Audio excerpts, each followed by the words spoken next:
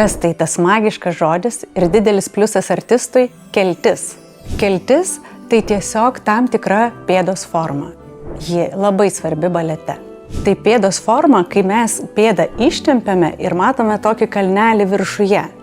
Taip pat ir skliautas atvirkščias plokščiapadystei. Kuo jie didesni, tuo baletui yra geriau.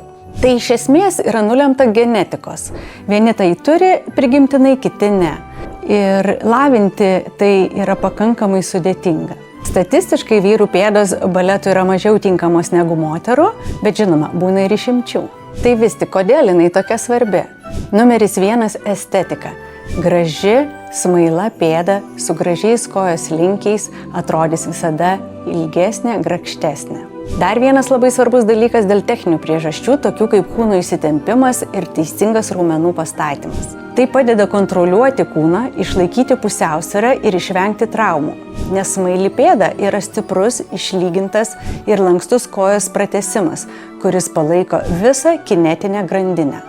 Kokia bebūtų jūsų pėda, mėgėjiškai baletu džiaugtis gali kiekvienas.